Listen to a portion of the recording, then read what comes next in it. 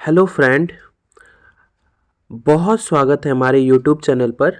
आज का जो वीडियो है वो 70 बीपीएससी प्रीलिम्स को लेकर है कि एक्चुअल में हम लोगों को ऐसी कौन से चीज़ें को, कौन से हैबिट को अपनाना चाहिए अभी से, ताकि 70 बीपीएससी का प्रीलिम्स ना रुके।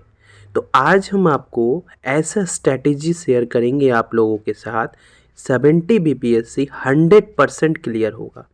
साथ ही साथ ये भी बताएंगे कि बुक लिस्ट कौन कौन से, बुक तो बहुत सारे हैं, मटेरियल बहुत सारे होते हैं, लेकिन एक्चुअल में हमें कौन से मटेरियल्स को देखना चाहिए, हमें कौन कौन कौन से बुक को देखना चाहिए, कौन से मैगज़ीन पढ़ना चाहिए, उन सारे बिंदुओं पर, उन सारे चीज़ों पर आज हम अच्छे तरीके से एक्सप्लेन करेंगे।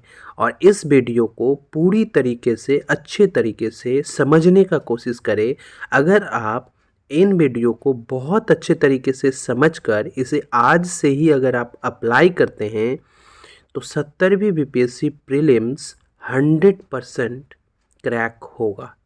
ठीक है, तो आज का जो वीडियो है 70 बीपीएससी प्रीलिम्स को लेकर, देखिए सबसे इम्पॉर्टेंट बात क्या है। प्रीलिम्स का एग्ज़ाम जो है वो एक माइंड गेम है। ठीक है, ये पूरी की तरीके से पूरी माइंड गेम है। इस माइंड गेम में, इस माया जाल में, इस चक्रव्यूह से वही स्टूडेंट निकल सकता है, ठीक है, जिसके पास स्ट्रैटेजी हो। अगर आपके पास स्ट्रैटेजी नहीं है तो आप प्रीलिम्स नहीं निकाल सकते हैं। चाहे आप कितनी भी, चाहे आप 12 घंटा पढ़ाई करें या 16 घंटे पढ़ाई करें या 20 घंटे ही पढ़ाई क्यों ना करें। ठीक है, और अगर आपकी कॉन्सेप्ट भी क्लियर है ना सारी चीज़ों का, तो आप अधिकांश स्टूडेंटों को देखेंगे जो बहुत मेरिटोअस होते हैं, जो बहुत इंटेलिजेंट होते हैं, उनका भी प्रीलिम्स कभी कभी रुक जाता है। क्यों रुक जाता है? तो आज हम वही सारी चीज़ों पर बिंदुवार तरीके से अध्ययन करके हम ये पता लगाने का कोशिश करेंगे कि एक्चुअल में एक फेल्योर स्टूडेंट, ऐसे कौन से मूलभूत, ऐसे कौन से बिंदु है जो एक फेल्योर स्टूडेंट करते हैं, और ऐसे कौन से बिंदु हैं जो एक सक्सेसफुल स्टूडेंट करते हैं। प्रीलिम्स क्या है? ठीक है, देखिए ये जो 70 बीपीएससी है ये एक रोड मैप अभी हम आपको बता रहे हैं, उसके बाद हम पूरा का बुक लिस्ट भी बताएंगे। ठीक है, देखिए एक बात हमेशा याद रखिए कि प्रीलिम्स का एग्ज़ाम या बीपीएससी हो या कोई भी एग्ज़ाम हो, कोई भी पीसीएस का एग्ज़ाम हो, वो वही निकाल सकता है जो किसी कोचिंग इंस्टीट्यूट के भरोसे में ना बैठा हो। ठीक है, तो सबसे इम्पॉर्टेंट बात है, अगर आप सेल्फ स्टडी कर सकते हैं, बिना सेल्फ स्टडी के आप प्रीलिम्स हो या किसी भी एग्ज़ाम को क्रैक नहीं कर सकते हैं। आपको 100% सेल्फ स्टडी करना होगा। ठीक है, इस बात को गांठ बांध ले। ठीक है, कोई भी कोचिंग इंस्टीट्यूट, कोई भी दुनिया के कितने भी बड़े कोचिंग इंस्टीट्यूट हैं, वो सिर्फ आपको एक गाइडलाइंस दे सकते हैं, वो सिर्फ आपका मार्गदर्शन कर सकते हैं। वो कभी भी, वो आपको फुल गाइडेंस के तौर पर वो पूरी तरीके से आपको कोऑपरेट कर सकते हैं, वो कभी आपको पास नहीं करा सकते हैं। ठीक है, तो वो अगर आपको प्रीलिम्स हो, मेंस हो, इंटरव्यू हो या फाइनल सिलेक्शन हो, इन सारे में सबसे मुख्य भूमिका अगर कुछ है वो है सेल्फ स्टडी का। बिना सेल्फ स्टडी के आप प्रीलिम्स पास कर ही नहीं सकते हैं। कोई कोचिंग इंस्टीट्यूट वाला कुछ भी नहीं कर सकता है। ये बात 100% यूनिवर्सल ट्रूथ है। ठीक है, तो आज हम सबसे पहले ये देखेंगे कि 70 बीपीएससी के लिए ऐसे कौन से मूलभूत चीज़ें हैं जो आज से हमें करने की ज़रूरत है। देखिए सबसे पहला चीज़ क्या है, नंबर 1, सेलेक्टेड टॉपिक। देखिए पढ़ने की बहुत सारे मटेरियल्स हैं, सारे लोग कहते हैं कि एनसीईआरटी बुक पढ़ो, ये बहुत सारे बुक में बहुत सारे कंटेंट दिया हुआ है। तो हमें किस कंटेंट को पढ़ना है और हमें किस कंटेंट को छोड़ना है, इसे कहते हैं सेलेक्टेड टॉपिक। हमें इस बात को ध्यान में रखना है कि हमें घोड़ा बनकर अपने लक्ष्य को प्राप्त करना है या कुब्बर वाले गधे बनकर अपने लक्ष्य की तरफ आगे बढ़ने हैं। लक्ष्य की तरफ आगे दोनों ही बढ़ते हैं, लेकिन दोनों में डिफरेंस है। अब आपको ये तय करना है कि आपको कुब्बर वाले बैल बनना है, कुब्बर वाला गधा बनना है, या आपको घोड़ा बनना है। ये पूरी तरीके से आपके ऊपर है। पढ़िए वही सर जो सेलेक्टेड टॉपिक को पढ़िए कि आपको ये इस बात का 100% कट एंड क्लियरेंस होना चाहिए कि अगर हम हिस्ट्री पढ़ रहे हैं, तो एंशिएंट हिस्ट्री के इसी पार्ट से क्वेश्चन आते हैं और यही हमको पढ़ना है। हमें किस चीज़ का वेटेज सबसे ज़्यादा है, हमें ये देखने की ज़रूरत है। बिना आप सेलेक्टेड टॉपिक पढ़ने की बहुत ज़्यादा मटेरियल हैं, आप पूरे मटेरियल को कभी पढ़ भी नहीं सकते हैं। आपको सेलेक्टेड पढ़ के अपने मार्क्स को इन्हेंस करना है, अपने आप को प्रीलिम्स के लिए मार्क्स को आगे बढ़ाना है। ठीक है, नंबर 1। Number 2, common sense. आज हमारा फाइट जो है, आप देखते होंगे बीपीएससी के एग्ज़ाम में जब टॉपर्स आते हैं तो हमारे टॉप 5 में, टॉप 10 में जो होते हैं, कुछ डॉक्टर्स होते हैं, कुछ आईआईटीएंस होते हैं या कुछ मेडिकल स्टूडेंट होते हैं। तो सबसे पहला बात हमें ये याद रखना है ना, एक आईआईटीएन और एक हम लोग, एक एस्पायरेंट जो है, जो नॉर्मल स्टूडेंट होते हैं, दोनों ही बहुत अच्छे तरीके से पढ़ाई करते हैं, लेकिन उनमें और हम में, दोनों में डिफरेंस किस बात का है? वो अपने कॉमन सेंस का बहुत ज़्यादा यूज़ करते हैं और हम कॉमन सेंस का यूज़ बहुत कम करते हैं। हम पढ़ते ज़्यादा हैं, कॉमन सेंस का यूज़ बहुत कम करते हैं। लेकिन आईआईटीएन मेडिकल स्टूडेंट वो पढ़ते कम हैं, कॉमन सेंस का यूज़ ज़्यादा करते हैं। तो कॉमन सेंस का यूज़ हमें कहाँ करना है? ये जो माया जाल है ना प्रीलिम्स का, ये ऑल अबाउट डिपेंड पूरा का पूरा कॉमन सेंस पे है। आपके पास ए बी सी डी ये 4 ऑप्शन है। इस 4 ऑप्शंस में से आपने एलिमिनेट कर दिया कि ए और डी नहीं हो सकता है अपने कॉमन सेंस के हिसाब से। तो ये बात याद रखिएगा, इस प्रीलिम्स में वही टिक सकता है, वही आगे बढ़ सकता है जिसके पास कॉमन सेंस है। उनको ये लगता है कि बी और सी में है, तो सी एकदम नहीं होगा, बी 100% होगा। ठीक है, तो बहुत सारे, ये याद रखिएगा कि 150 क्वेश्चन में सारे स्टूडेंट कितनी भी अच्छे तरीके से पढ़ ले, वो 150 में 120-30 नहीं कर सकते हैं पूरा का पूरा अटैम्प्ट। ठीक है, और 100% वो जानते भी नहीं है। अटैम्प्ट तो पूरा कर लेंगे, लेकिन उसमें श्योरिटी कितनी है? ये पूरा प्रीलिम श्योरिटी के ऊपर है। तो इसीलिए कॉमन सेंस का यूज़ होना बहुत ज़रूरी है। विदाउट कॉमन सेंस कुछ नहीं हो सकता है। तो ये कॉमन सेंस आएगा कहाँ से, किस जगह से हमें डेवलप करना होगा? वो है प्रैक्टिस।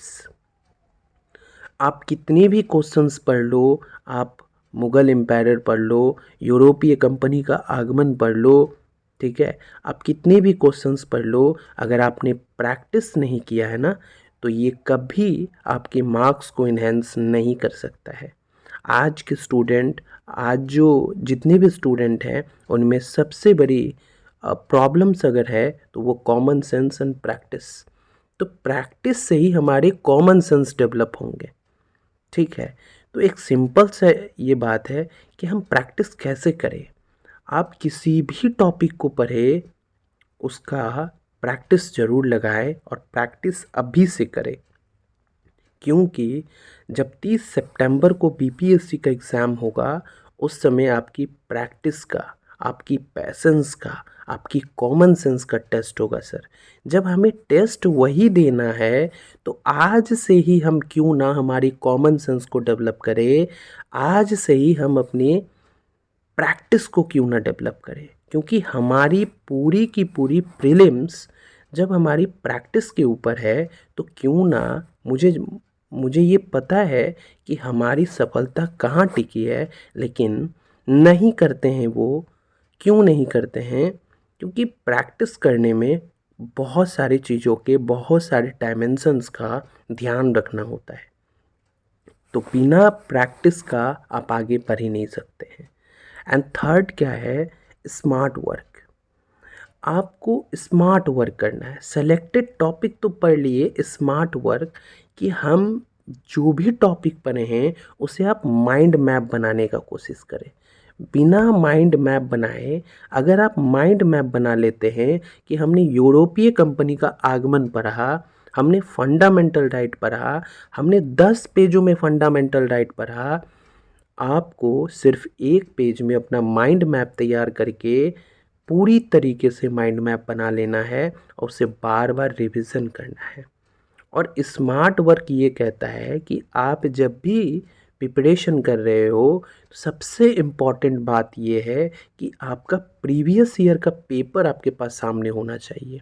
अगर प्रीवियस ईयर के पेपर नहीं होगा तो आप कैसे समझोगे कि हमें कौन से टॉपिक से कितने क्वेश्चंस आ रहे हैं और हमें कौन से टॉपिक में ज़्यादा ध्यान देना है। तो प्रैक्टिस पेपर, प्रीलिम्स का प्रीवियस ईयर पेपर, ये सारे डायमेंशंस अपने पास रखना है। ठीक है। उसके बाद डेली एमसीक्यू सॉल्व करना है। एमसीक्यू सॉल्व जो है आपको 3 स्टेज में करना है, डेली, वीकली, मंथली। अगर आपके पास एमसीक्यू सॉल्व करने की कैपेसिटी नहीं है तो आप प्रीलिम्स नहीं निकाल सकते हैं। और जब आप एमसीक्यू सॉल्व करेंगे तो सबसे इम्पॉर्टेंट बात क्या है, आपको एलिमिनेट करने का पावर होना चाहिए कि अगर आप एलिमिनेशन मेथड, क्योंकि प्रीलिम्स का जब आप 30 सितंबर को एग्ज़ाम देंगे तो उनमें सबसे इम्पॉर्टेंट चीज़ क्या है, क्या आपको ये क्वेश्चन नहीं आता है कि आप एलिमिनेट कर सकते हैं अपने कॉमन सेंस और प्रैक्टिस के हिसाब से। तो ये कैसे आएगा, ये डेली एमसीक्यू सॉल्व करने से आएगा। आपकी पूरी की पूरी बुनियाद प्रैक्टिस पे टिकी हुई है। अगर आपको प्रीलिम्स निकालना है तो आपकी प्रैक्टिस डेली वाइज होनी चाहिए। आपको डेली एलिमिनेट करने की पावर होना चाहिए कि ए बी सी डी, इनमें डी नहीं होगा, ए नहीं होगा, बी और सी में एक होगा। तो वो कॉमन सेंस लगाते ये सारी चीज़ें प्रैक्टिस से आगे बढ़ेंगे। ठीक है। अब क्या है, सारी चीज़ें हो गए। अब सबसे इम्पॉर्टेंट चीज़ है कि हमारी सोर्सेस को लिमिटेड रखना है। हमें बहुत सारी बुक्स को नहीं पढ़ना है। ठीक है। तो अपनी सोर्सेस को मल्टीपल टाइम रिवीजन करना है। ठीक है। हमें एनसीईआरटी पढ़ने हैं, हमें स्पेक्ट्रम पढ़ने हैं, बहुत सारे बुक्स हैं। आपको अपनी सहूलियत के हिसाब के सिर्फ एक बुक पढ़ना है और उसको इतनी बार मल्टीपल रिवीजन करना है कि उससे बेसिक क्वेश्चन तो नहीं छूटे। ठीक है। और सबसे इम्पॉर्टेंट बात है हॉट एंड कूल सब्जेक्ट। आपको ये देखना है कि हॉट एंड कूल सब्जेक्ट क्या होता है, मतलब किस सेक्टर से सबसे ज़्यादा क्वेश्चन आ रहे हैं। जिस सेक्टर से सबसे ज़्यादा क्वेश्चन आ रहे हैं वो आपके हॉट सब्जेक्ट है, और जिस सब्जेक्ट से आपको कम क्वेश्चन आ रहे हैं वो आपके कूल सब्जेक्ट है। लेकिन सबसे इम्पॉर्टेंट बात है हमें दोनों में अपना समय को व्यतीत करना है।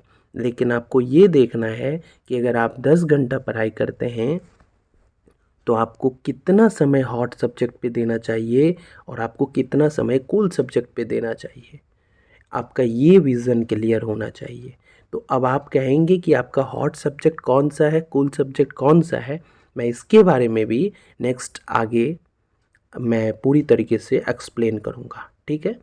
अब क्या है, एनसीईआरटी का सिलेक्टेड टॉपिक। अब एनसीईआरटी बुक सारे लोग क्लास 6 से लेकर 12 तक, ये जो माया जाल में फंसे हुए हैं सारे लोग, क्या कर रहे हैं, 6 से लेकर 12 तक का पूरा एनसीईआरटी पढ़ रहे हैं। हमें क्यों पढ़ना है सर, आपको ये विज़न क्लियर होना चाहिए कि हमें किस एग्ज़ाम का प्रिपरेशन कर रहे हैं।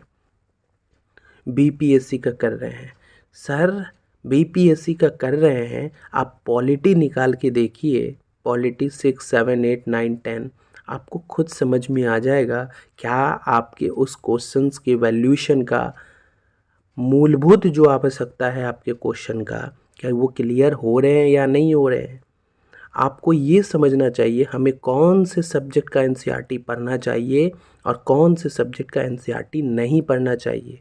आपका ये विज़न 100% क्लियर होना चाहिए। घरे मतलब सिंपल से याद रखिए, आपको घोड़ा बनना है सर, ठीक है। घोड़ा क्या करता है, जब उसको मैदान पे या किसी भी जगह पे दौड़ाया जाता है, उसका लक्ष्य उसके सामने होता है, वो उसको 100% पाने के लिए दौड़ता है, ठीक है। तो हमको घोड़ा बनना है सर, हमें ये पता होना चाहिए। सिंपल सा एक चीज़ है, हमें हमारा विज़न, हमें हमारा पक्षी का आँख सामने होना चाहिए, हम वहीं हिट करेंगे।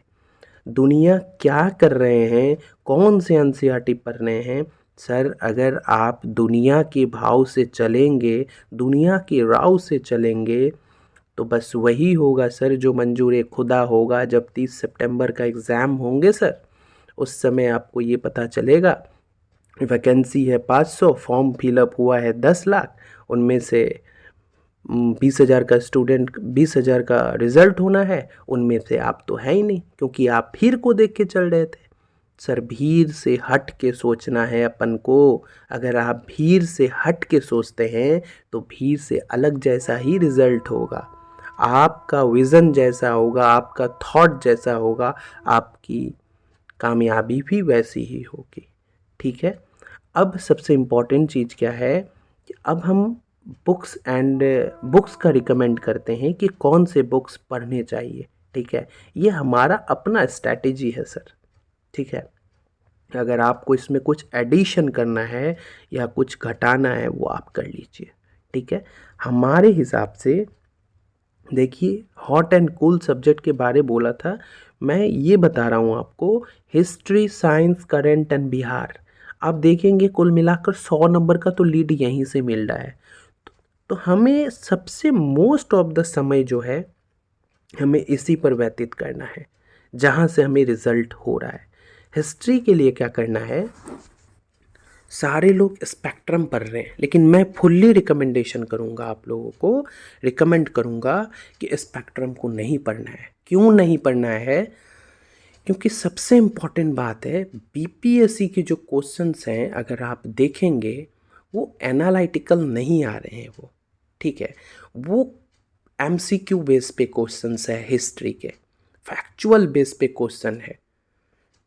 और स्पेक्ट्रम के जो बुक्स हैं वो एनालाइज बहुत अच्छे से किए हैं। तो हमें हमारी डिमांड के हिसाब से काम करना है।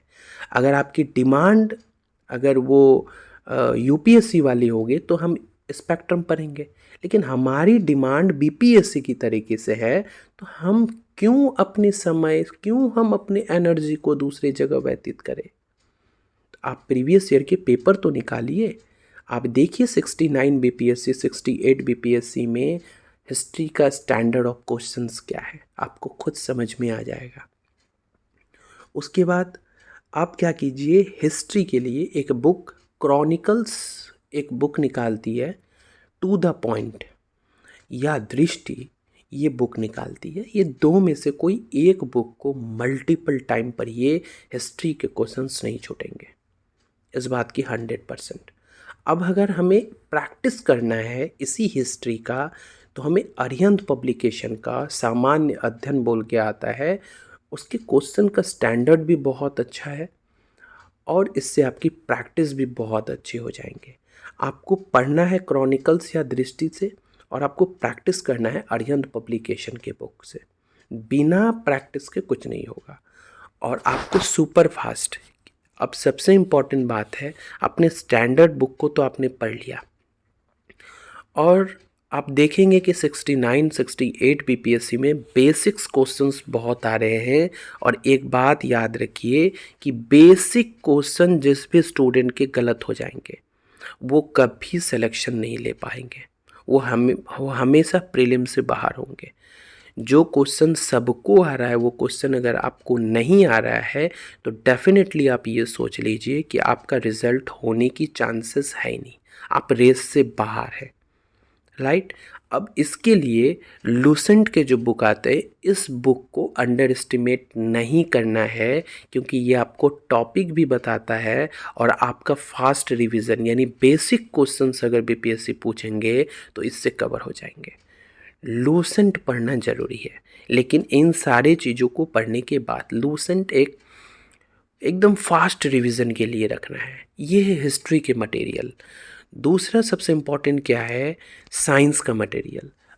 अब आप देखेंगे हमें एनसीईआरटी किस सब्जेक्ट का पढ़ना है, हमने कहा था आपको क्लास 9 एंड 10th का, ठीक है, एनसीईआरटी पढ़ना है। और उस एनसीईआरटी बुक्स को, ओल्ड एनसीईआरटी बुक को अपने हाथों से अपने हाथों को नोट्स बनाना है, एकदम पॉइंट को नोट डाउन करके। किन्हीं के नोट्स का सहारा नहीं लेना है, अपना हैंड रिटन नोट्स होना चाहिए। इससे क्या होगा, आपकी विजुअलाइजेशन के जो कॉन्सेप्ट है वो भी डेवलप होगा और आप लिखते भी रहेंगे, तो इससे आपका आधा समझ तो वहीं डेवलप हो जाएंगे। इसीलिए अपना नोट्स बनाना बहुत ज़रूरी है। और साइंस के लिए क्लास 9 एंड 10th का दृष्टि एनसीईआरटी बुक एंड दृष्टि पब्लिकेशन का जो बुक आता है उसे पढ़ना है, ठीक है। और सुपर फास्ट रिवीजन के लिए आप लूसेंट देखिए। और सबसे बड़ी बात है कि इस बार आप जो है देखे होंगे 69 बीपीएससी में साइंस एंड टेक्नोलॉजी से रिलेटेड क्वेश्चंस जो हैं, जो भी हाल फिलहाल में करंट से जुड़े हुए हैं, बहुत सारे क्वेश्चंस साइंस एंड टेक्नोलॉजी से जोड़कर इस साइंस वाले स्ट्रीम में पूछा गया। तो हमें अवेयर रहना चाहिए, साइंस एंड टेक्नोलॉजी के जो भी मैगज़ीन पढ़े या कोई भी करंट आए, उसको हमेशा साइंस से जोड़ के भी आप उसको पढ़ेंगे कि हमारे पूरे के पूरे जो 30 क्वेश्चन आने हैं, ये पूरा का पूरा 100% क्लास 9th एंड 10th और दृष्टि पब्लिकेशन के बुक से ही आएंगे, ऐसा नहीं है।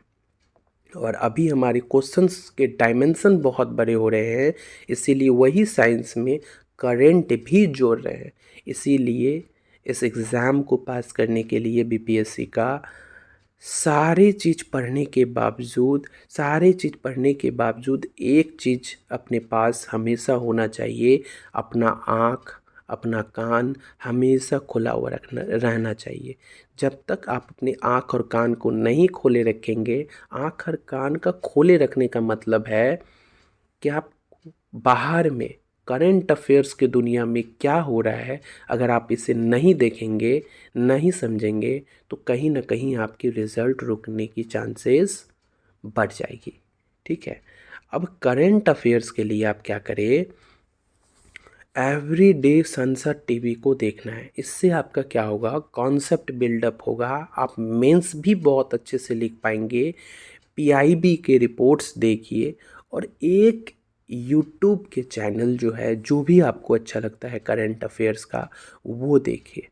और सबसे इम्पोर्टेंट चीज़ क्या है, क्रॉनिकल्स एक मैगज़ीन निकालती है और संस्कृति आईएएस जो मुखर्जी नगर में है वो मैगज़ीन निकालती है। आप एक बार उस मैगज़ीन को पढ़िए, आपको समझ में आ जाएगा कि हमने क्यों रिकमेंडेशन किया है संस्कृति आईएएस का मैगज़ीन को। वो आपके मेंस का, वो अपने एस्से का, सारे चीज़ों को इतने बेहतरीन तरीके से कवर कर किए हुए हैं, जिससे आपका मेंस भी अच्छे तरीके से हो जाएंगे और मेंस का समझ भी डेवलप हो जाएगा। और प्रीलिम्स तो होना ही है, प्रीलिम्स भी बहुत अच्छे तरीके से डिज़ाइन किया गया, वो भी बहुत बेहतरीन तरीके से हो जाएगा, ठीक है। तो आप 2 मैगज़ीन में से किसी एक मैगज़ीन को फॉलो कर सकते हैं। बिहार के लिए आप हिस्ट्री और ज्योग्राफी अगर देखें तो आप इम्तियाज़ अहमद सर के बुक को आप पढ़ सकते हैं, एक लाइन बाय लाइन अच्छे तरीके से। एंड ज्योग्राफी के लिए आपको बिहार का मैप बहुत अच्छे तरीके से मतलब आपके दिमाग में होना चाहिए वो मैप। और साथ ही साथ आप एक यूट्यूब चैनल आप देख सकते हैं बिहार के मैप को, अगर आप न्यू हैं, ठीक है, अगर आपको मैप्स में प्रॉब्लम आते हैं तो आप एक यूट्यूब चैनल को देख सकते हैं, ठीक है।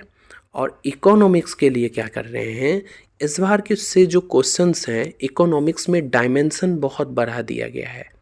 तो इकोनॉमिक्स के डायमेंशन आप 69 68 के क्वेश्चन को देखेंगे तो सिंपल से याद रखिए कि इकोनॉमिक्स के करंट अफेयर्स जो भी होंगे उनसे आपको 100% अवेयर रहना होगा। अगर आप उससे अवेयर नहीं होंगे तो इकोनॉमिक्स वाले जो सेक्शन है उसमें आप क्वेश्चन सही नहीं कर पाएंगे। क्योंकि इस बार के क्वेश्चन देखिए, PLI एक स्कीम के बारे में पूछा गया था। कोई भी ऐसा क्वेश्चन नहीं पूछा गया था जो करंट से रिलेट ना करता हो। कुछ ऐसे कॉन्सेप्चुअल क्वेश्चन थे, ठीक है, लेकिन मोस्टली करंट से रिलेटेड थे। इंडिया गवर्नमेंट के जो भारत सरकार के स्कीम्स है उन्हें देखिए, बिहार गवर्नमेंट के जो स्कीम्स है उसको देखिए, बजट के जो टेक्निकल वर्ड्स हैं उन्हें आप देखिए। और इन सारे मैंने एक एक पॉइंट बताया कि budget, Bihar government scheme, India government scheme, इन सारों पे ज़्यादा ध्यान देना है और इकोनॉमिक्स के करंट अफेयर्स पे ज़्यादा ध्यान देना है, ठीक है। तो आपके इकोनॉमिक्स वाले सेक्शन पूरे अच्छे तरीके से हो जाएंगे।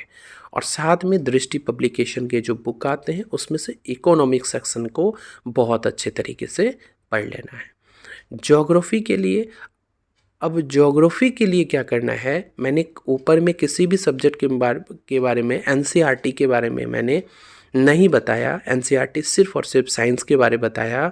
और ज्योग्राफी में आप क्या कीजिए, क्लास 6 से लेकर 12 तक का अपना हैंड रिटन नोट्स बनाइए NCERT का, और इंडिया का मैप बहुत बेहतरीन तरीके से आप उसे समझने का कोशिश कीजिए। अगर आप NCERT क्लास 6 से 12 तक पढ़ लेंगे इस बात, और बीच में 10th या 9th के जो क्लासेस के कुछ सब्जेक्ट के टॉपिक हैं, कुछ बुक हैं, उनको छोड़ने भी है।